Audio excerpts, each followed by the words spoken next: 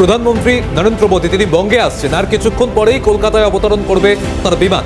আর তার আগেই প্রধানমন্ত্রীকে স্বাগত জানাতে বিমানবন্দরে রাজ্যপাল সিভি আনন্দ বোস। বিমানবন্দরে পৌঁছলেন মুখ্য সচিব মনোজ পন্থ। ইতিমধ্যেই যে খবর সামনে আসছে, আর কিছুক্ষণের মধ্যে যেহেতু বিমানবন্দরে এসে উপস্থিত হবে প্রধানমন্ত্রী নরেন্দ্র মোদীর বিমান, তাকে স্বাগত জানাতে বিমানবন্দরের রাজ্যপাল এবং মুখ্য সচিব মনোজ পন্থ। সায়ন্তন ভট্টাচার্য আমাদের সঙ্গে রয়েছেন প্রতিনিধি। সায়ন্তন, এই মুহূর্তে রাজ্যপাল এবং মুখ্য সচিব তারা পৌঁছে গিয়েছেন বিমানবন্দরে, কি জানতে পারছো?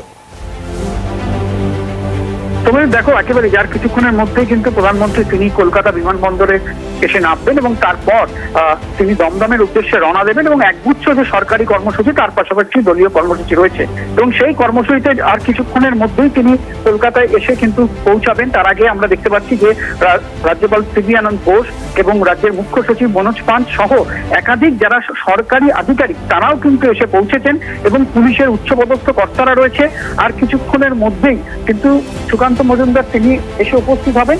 অন্যদিকে দেখা যাচ্ছে যে কলকাতা বিমানবন্দর যে চত্বর, সেই চত্বরে একেবারে আঁটোসাঁটো নিরাপত্তা রাখা হয়েছে। যে স্ট্র্যাটেজিক পয়েন্ট যে লোকেশনগুলো রয়েছে সেই জায়গায় যেরকম এসপিজি রয়েছে, তার পাশাপাশি বিধাননগর যে কমিশনারেট তাদের তরফ থেকে কিন্তু বাড়তি পুলিশ বাহিনী মোতায়েন করা রয়েছে। এই মুহূর্তে কিন্তু গোটা বিমানবন্দর যে অঞ্চল, সেই অঞ্চল পুলিশের আধিকারিকরা ঘিরে ফেলেছেন। আর কিছুক্ষণের অপেক্ষা, শেষ মুহূর্তের যে অপেক্ষা, সেই অপেক্ষা কিন্তু এই মুহূর্তে চলছে। আর কিছুক্ষণের মধ্যে আর মিনিট 30-এর মধ্যেই কিন্তু তিনি কলকাতা বিমানবন্দরে নামবেন এবং নির্ধারিত যে সময় রয়েছে যে বিকেল 4টে, সেই 4টের সময় কিন্তু তার বিমান এই কলকাতা বিমানবন্দরে অবতরণ করার কথা রয়েছে।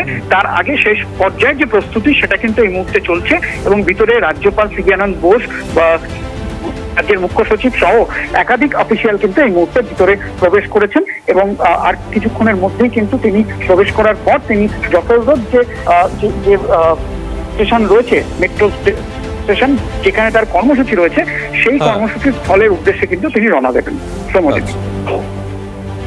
ধন্যবাদ সায়ন্তন।